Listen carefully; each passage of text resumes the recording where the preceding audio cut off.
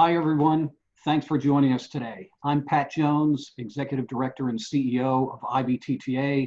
With me are Neil Gray, IBTTA's Government Affairs Director, and Cathy Ruffalo, our outside lobbyist.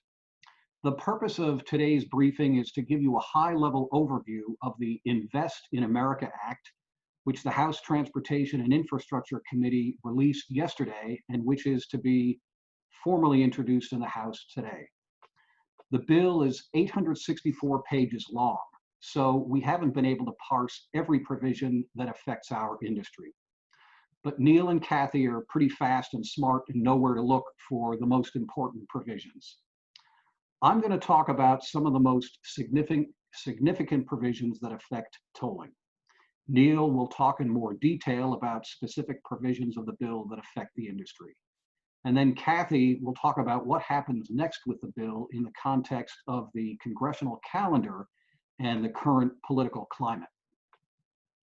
We will take your questions throughout this briefing.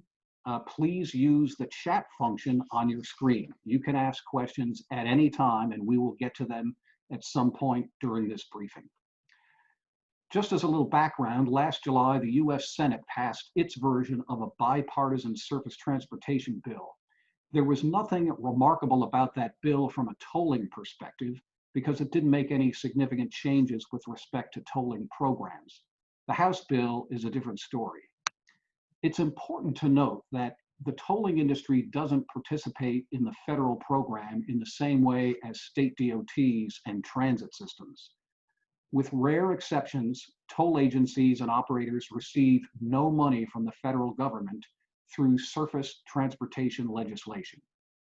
What we do see are policy proposals that make it easier or harder for states and other levels of government to implement tolling and price-managed lanes.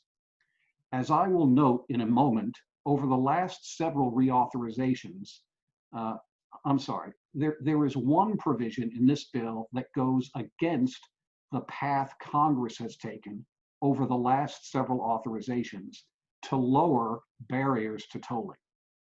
In the current pandemic environment in which all levels of government are suffering a severe reduction in revenues, it doesn't make sense to impose additional restrictions on states' ability to implement tolling.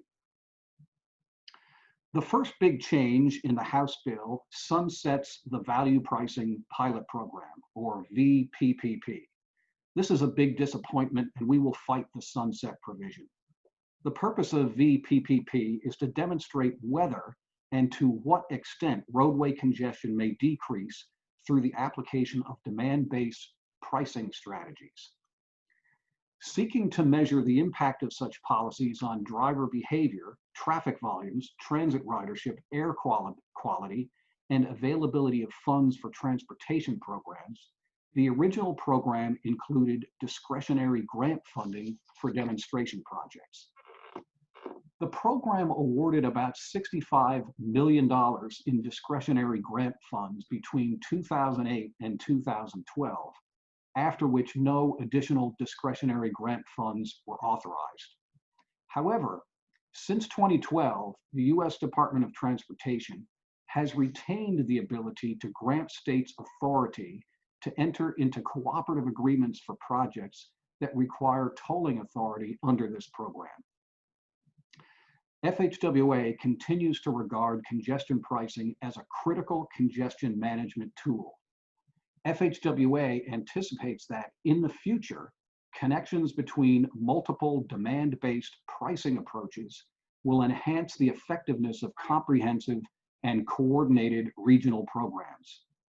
Second-generation pricing approaches are likely to combine region-wide pricing strategies such as vehicle miles traveled fees, cordon pricing, and regional pricing along with a non-toll blueprint. FHWA will continue to use proven outreach strategies to educate and inform state and local agencies about demand-based pricing strategies, including tolling and non-tolling efforts. So, like I said before, we plan to fight the sunsetting of the Value Pricing Pilot Program. The second noticeable change in this bill is repeal of the Interstate System Reconstruction and Rehabilitation Pilot Program, acronym ISRRPP.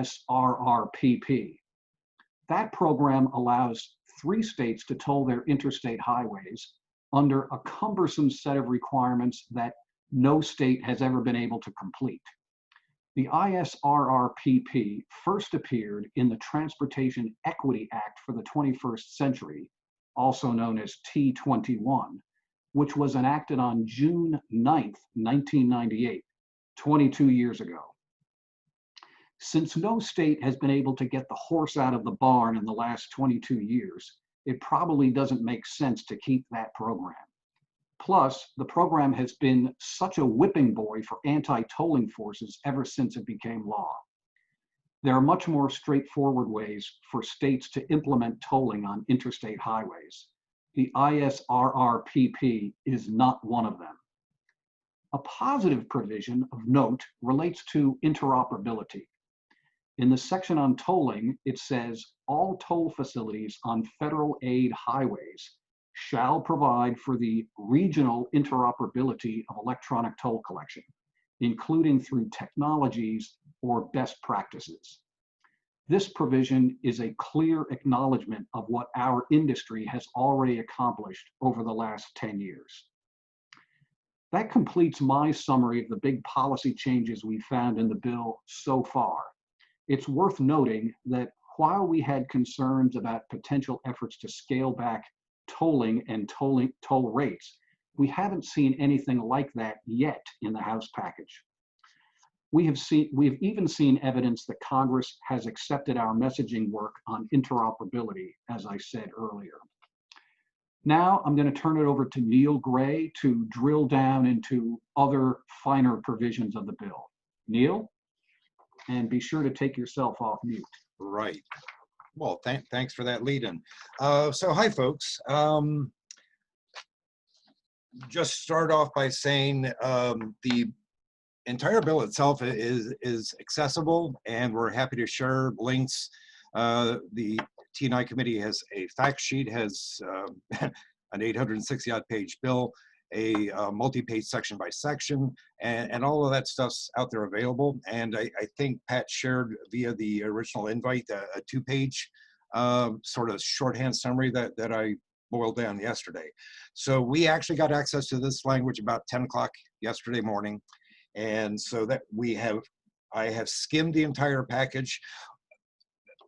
Pat alluded to it. To me, the big takeaway here is that there is nothing terribly horrifying to the toll industry in this, that by and large, there are no direct attacks on tolling as a function. And the elements that Pat's already mentioned, the VPPP, which arguably, actually, I've already seen a question in there, the suggestion that VPPP being sunsetted might be addressed where it's added into the Section 129 program. And that's sort of the space that we're in right now. The House package had not been shared, even intimations of it had not been shared in advance. So basically everybody got a chance to look at it at the same time. So there's a whole lot of eyeballs looking at it, and it's devil's in the details sometimes. So I'm thinking we've done initial reads, we're going to do deeper, longer reads, and we're also relying on other folks too to note just disparities or things that might pop up that because the language of this package is interesting. I mean, very quickly, it even by its own fact sheets, it would push a lot of funding out into bridge repair. It actually has requirements that states devote 20% of certain other programmatic funds to fix it first bridge repair. That's, by and large, that's a good thing. It's got funding for electric vehicle hydrogen fueling stations. It has a gridlock reduction grant program, which is a one-time grant. To my eyes, it does have an awful lot of requirements that would be pushed out onto USDOT. There's a lot of reporting.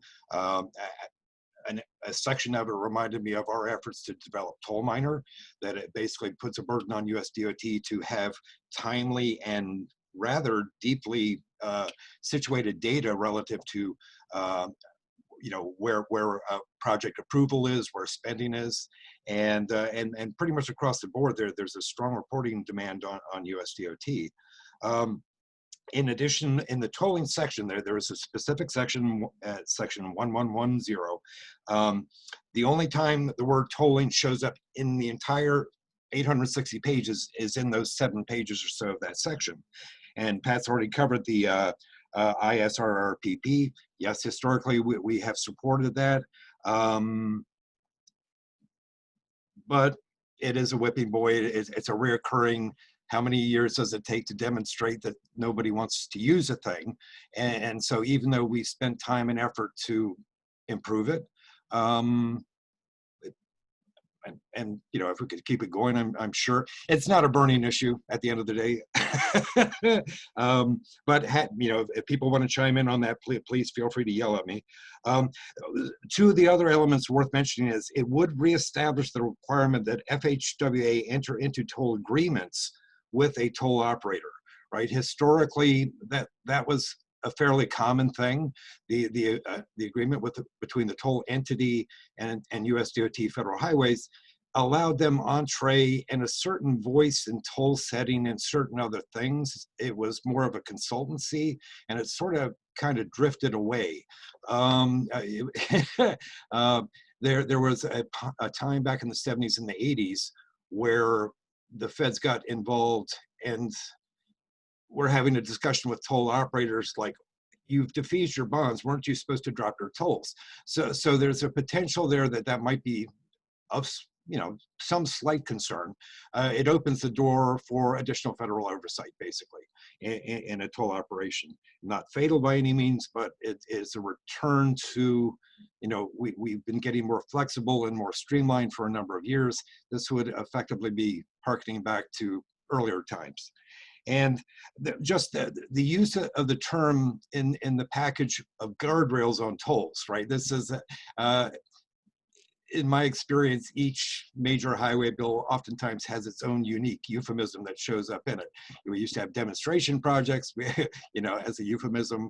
Pork was another thing, and then we got rid of those. But anyway, guardrails showed up in this, and this is what made us a little anxious. And as we were getting advance word that the T&I bill was going to drop, it's like, oh, there's going to be guardrails on tolling, and there was an intimation or a suggestion that they might be looking at variable, max toll rates and express lane congestion pricing dynamics and things like that.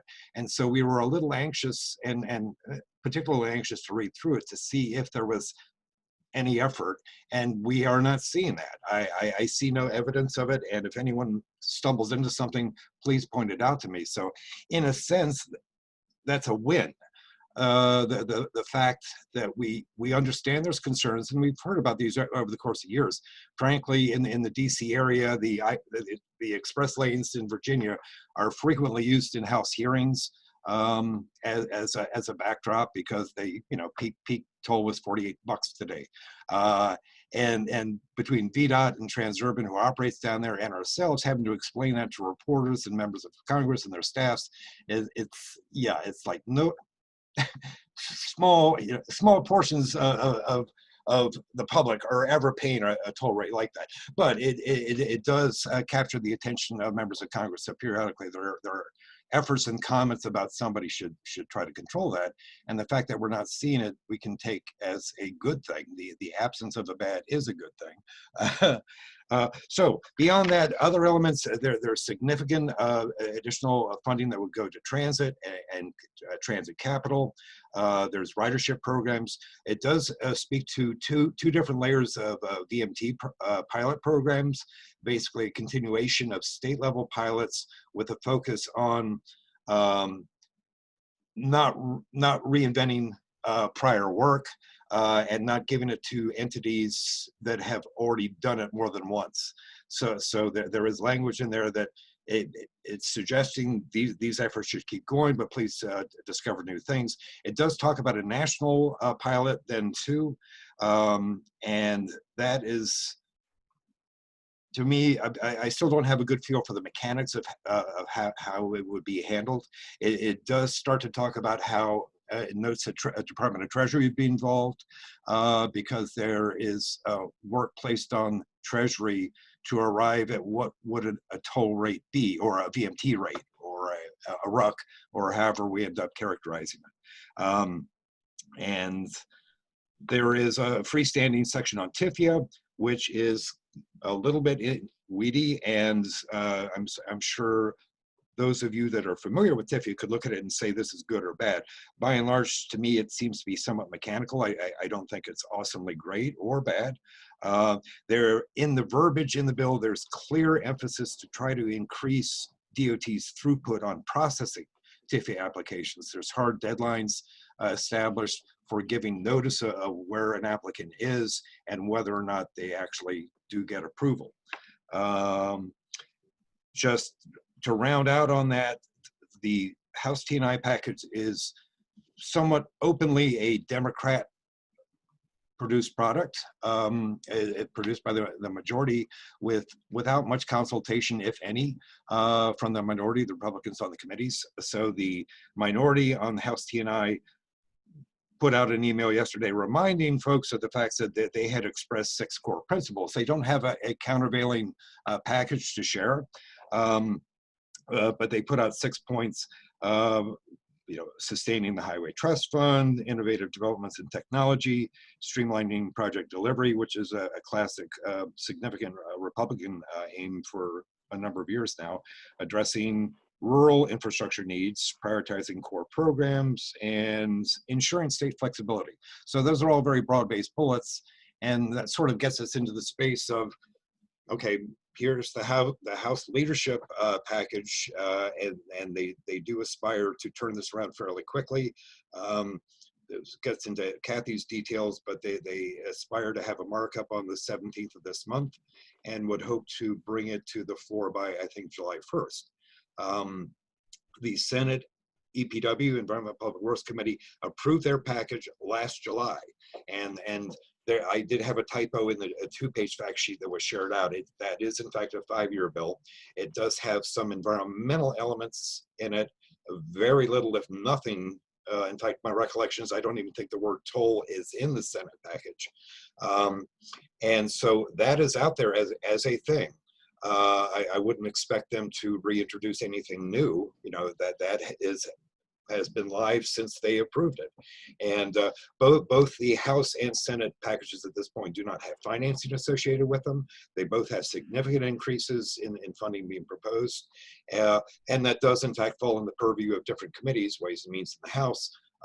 And in the Senate, the problem of paying for this thing is somebody else's job. So EPW and T&I, their role is to describe the program, and that's basically what we're looking at right now. So I know some questions have been coming in. I have not been looking at them, but maybe it makes sense to segue to Cathy at this point. Yeah, Neil, thank you very much. Why don't you take a breath, take a look at those questions, and you can get teed up to answer them. As Neil said, several questions have already come in, and we invite you to ask more questions using the chat function. And now I'm going to turn it over to Cathy Ruffalo for a look at what's next. What happens next? Cathy? Thanks, Pat, and thanks everybody for joining. I know it's been a long few months, and there's a lot going on around the country, so I hope everyone's doing well. As Pat mentioned, there's a lot happening here in DC. The politics, as we've all talked about, are still very complicated and difficult, but we are where we are. So I wanted to talk a little bit about what's the calendar and what's the process for moving the House bill and then possibly moving the Senate bill and having some sort of conference. So the House is actually not holding any votes this entire month. They are only doing committee meetings, and those committee meetings are all virtual. So everything's very different right now in Congress. The only votes that the House is planning to have before the July 4th recess are June 30th, July 1st, and July 2nd. So the House committee is intending to mark up the bill that Neil's been telling you about on June 17th, and knowing that there's only 3 days before the July 4th recess for the House to vote, we can expect the full House to take up the bill June 30th, July 1st, or July 2nd. We're also hearing that Speaker Pelosi would like to take this surface transportation bill from the committee and wrap it into some other infrastructure bills as well, including possibly broadband, some water bills, and other asset classes. So we can anticipate a larger infrastructure bill moving at the end of June, early July. There's still no plan on how to pay for either the surface transportation portion of a larger infrastructure bill or a larger infrastructure bill at all. And as all of you know, that's been one of the major stumbling blocks in the past to moving these major transportation bills. There are no other votes in the House until mid-July, and then there's only 24 days between mid-July and the election as far as days that they're in session and holding votes. So I'll tell you in a minute why I make a point of that. Let me talk a little bit about the Senate. Neil talked about the Senate EPW bill. It did pass in July of last year.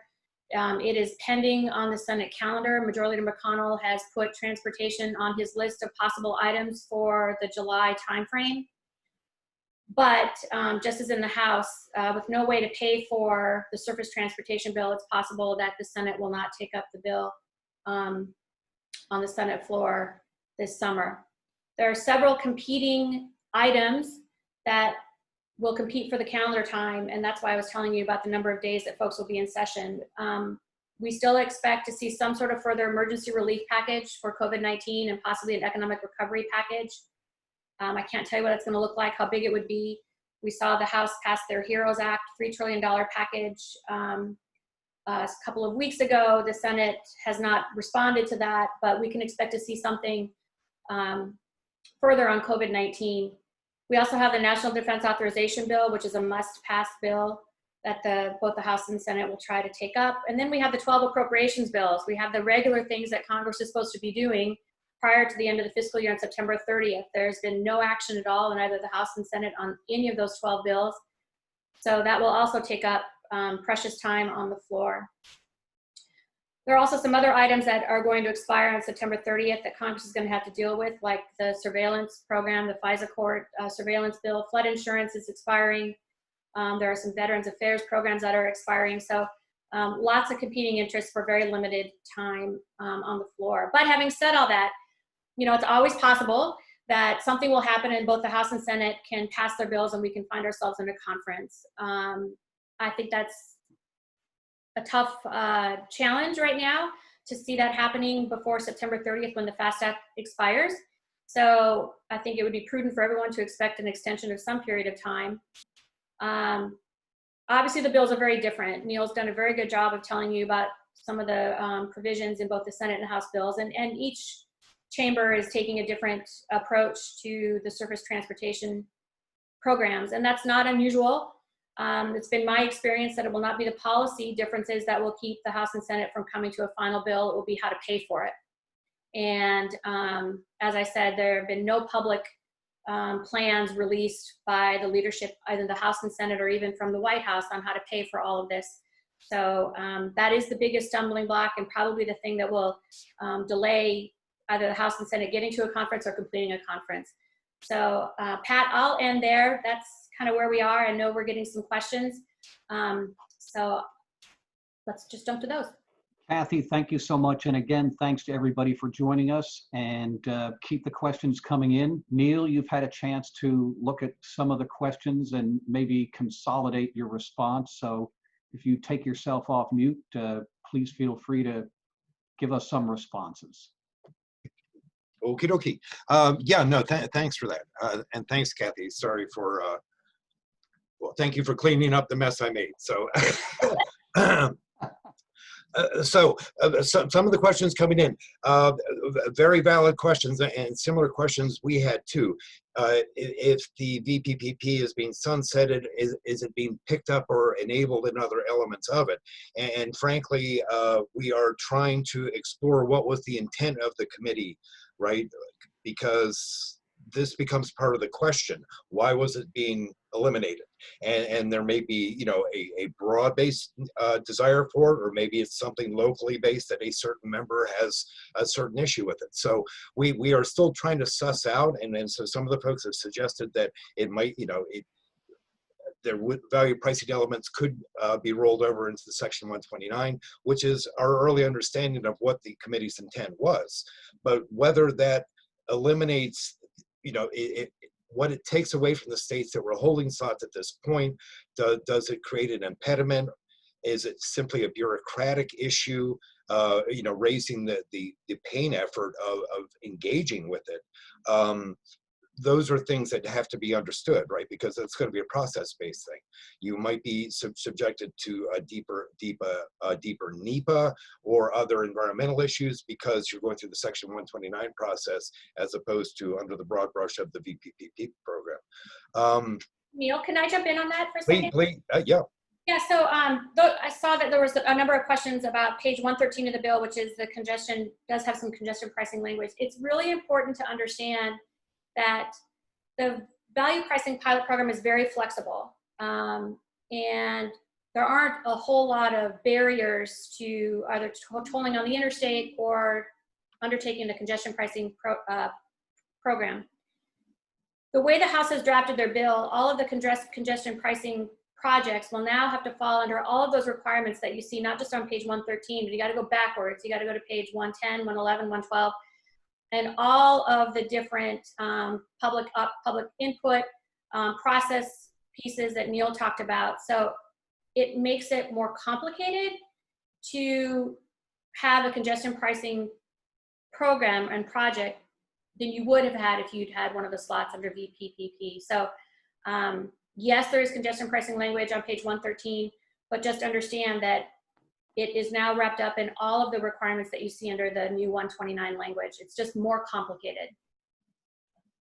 There was also a question in the mix asking if the ISRRPP is going away, is there any other effort to restrain tolling on the interstate system specifically?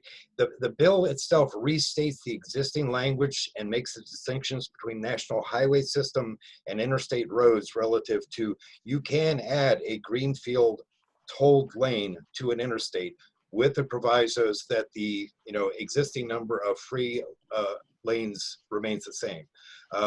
So they didn't need to restate that. I take that as a good indication, the fact that they restated both the differential. For national highway system roads, it's an open book. You can do tolling on national highway system roads with federal assistance. The interstate is still held out as its own special case, and I'm not seeing any movement in that, but the fact that even restated what frankly is short of just allowing it, and this was under the last highway bill, I think we got as far as we can with congressional language, allowing it short of just saying do it anywhere you want. Not to make light of it, but I think they've hit a wall, right? And deleting that existing Section 301 language, talking about interstate shall be free, that is a huge hill to climb.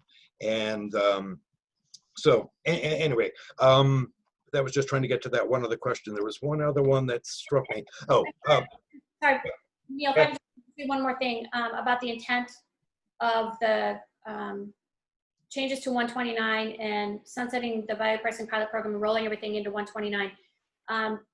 Chairman DeFazio really does want to have tolling writ large fall under 129 and have some of those guardrails that you see when you look at the language.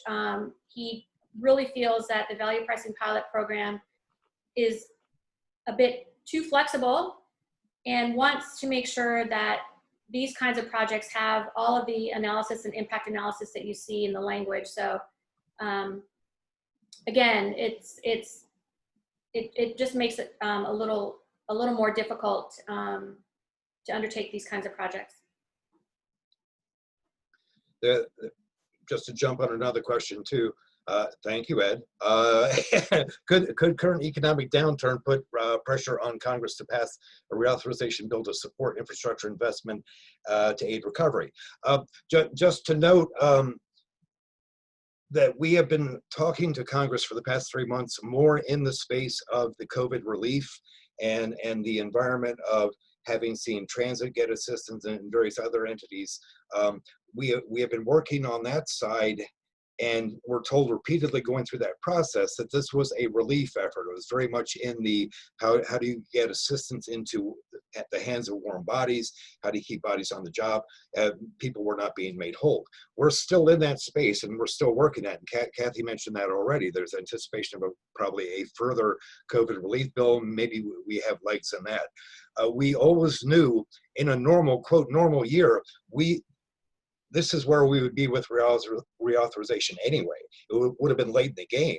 I mean, ideally, the Senate was on track when they did their work last July. They were getting a bit of a jump on it. But normally in the classic February to April space, we would have been having significant reauthorization hearings, and there were quite a few held, speaking to congestion pricing and various other things. So in a lot of respects, the reauthorization cycle is just where it would normally be. And we're having the initial drama or the additional burden of the fact that state DOTs have effectively gone dark, have shelved this year's construction season writ large, and maybe a lot of them can recover. Toll operators have actually been doing a very nice job within this space of keeping their own work going.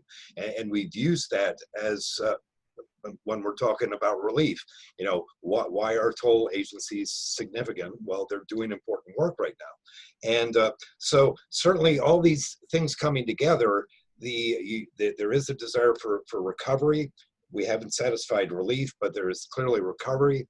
There's elements in this House bill, speaking of broadband, it's to me, there's an issue with infrastructure creep, right? You can talk infrastructure where classically in our space, that's bridges, tunnels, and turnpikes, or, you know, surface transportation. But in many cases, infrastructure is public water, it's waterways, it's seaports, airports, telephone, broadband, you name it, right? And there's repeated cycles. We've seen this repeatedly for the past number of years, you know, these bursts of interest in doing infrastructure writ large, and the numbers on those are enormous too. So all these factors are out there. It seems to me the pay for remains the question for all of them, as Cathy was saying. That is the classic linchpin of how these bills get passed. And you know, it's not really the policy issues. At the end of the day, it's can you arrive at a way to pay for these things that are being aspired to. So certainly this. Perfect. Well, the last thing I was going to say is, I hate to say it, folks, but I have seen us lapse the federal aid program so many times. You know, so don't get hung up with the notion of, oh my God, the program expires in September. They have managed to walk past those calendar deadlines repeatedly, dozens, if not, you know, 30, 40 times in my experience. So, sorry, Cathy. I was just going to say that a month or so ago, I would have said that the chances of an infrastructure bill being wrapped into economic recovery package were much better than they are right now. I think after the $3.7 trillion that Congress has spent to date on the COVID-19 response, and then CBO coming out with a lot of budget projections on the deficit and debt, that the appetite to pass a $1 or $2 trillion infrastructure package is there among some members, but probably not enough to actually do something like that. So the timing for this bill is such that I do believe that Congress is going to require that all of it or a portion of it be paid for in some manner. And it's right before an election, which is a really, really not a good time to talk about a tax increase on anybody. So just some obstacles, political obstacles to trying to find a pay for, and the days of just adding it to the debt and deficit, I think have dwindled.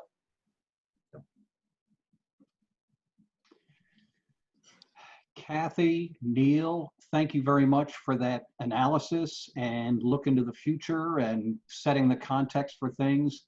I don't see any further questions. I'm going to give folks a chance, if you'd like, in the next minute or so to ask some questions. And while we're waiting, I will make a couple of announcements. First, the Toll Excellence Award program is up and running. The deadline for submitting your applications to that program is July 1st. We hope to receive hundreds of applications in the normal 6 categories. And we've added another category this year, which would be to talk about responses that your organization have made in response to the COVID-19 pandemic. So Keep in mind, the deadline is July 1, Toll Excellence Awards. Second announcement is that my guest on Cafe IBTTA next week will be Patty Ribstello. She's with the Washington State Department of Transportation, a Leadership Academy alumnus, and she's also a member of the IBTTA board. And then finally, our maintenance and roadway operations workshop, which had been scheduled July 12 through 14 in Louisville. We're no longer holding it face-to-face, but we are going to hold it on exactly the same dates virtually. We will have 10 hours of programming virtual. There will be an exhibit hall, lots of other events, and plenty of opportunities for networking. So we open registration on Friday. Registration is free to IBTTA members. So please check out the IBTTA website and our meetings area. And I see that, let's see, do we have another question here? Let's see. So George Salachi has a question about the fact that in 5 months we're going to have an election where much is at stake and who controls the executive. Do you feel there will be any meaningful legislation adopted this year? You know, Cathy, I feel like Cathy and Neil have sort of addressed that. Cathy, Neil, do you want to add anything to that response? I mean, I'll just say that, you know, obviously that it's a tough time to pass any kind of legislation, but as I mentioned, there are some things that Congress will have to deal with in some form or fashion, either by extending programs, doing a continuing resolution on appropriations, those kinds of things. And that's always an option, and Congress has certainly shown itself willing to do that. You know, they're not in very much. Everything's virtual, which makes it tougher. So, you know, lots of major legislation, probably not, but I do think some of these items, there is a chance that they'll pass. I just don't know if surface transportation will be one of them. Okay. And from Mike Heiligenstein, Mike, salute to you. Thanks for being on Cafe IBTTA yesterday. Great job. He has a question about TIFIA, clarity on TIFIA. The language seems confusing in the first couple of bullets. Right. Can we get any clarity on that? We can certainly work on it. Mike, I was going to offer too, I'll send you the actual full text. What I had bulleted was basically very shorthanded. And so if you could help me, because I will freely admit that I still don't understand all the nuances of TIFIA and what makes a significant difference. So I'll share that. And frankly, anyone that wants to reach out, send me an email if you want any of these materials. I did post in the questions if you're looking for the House documentation, it's at transportation.house.gov. It's right on the front page of the House T&I Committee. So you can pull the documentation there if you want to look at it yourself.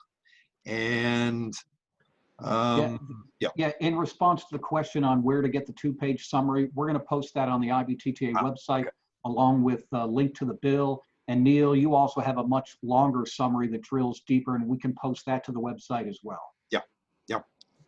All right. Well, it's 38 minutes past the hour. Let's see. I don't see any other questions. I want to thank all of you for joining us today. It's been great to have you with us. As we said at the outset, we haven't parsed every individual item in this 864-page bill. This is our first cut at this.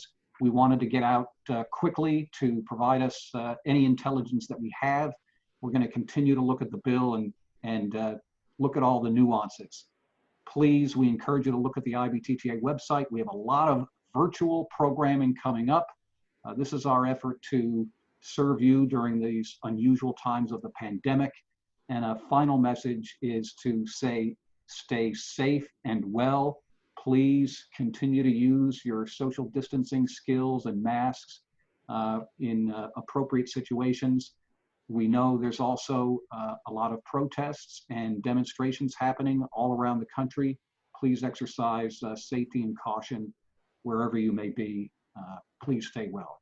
So with that, Neil Gray, Cathy Ruffalo, thank you so much to everybody being with us today, and we'll see you soon. Cool. Thanks for joining us.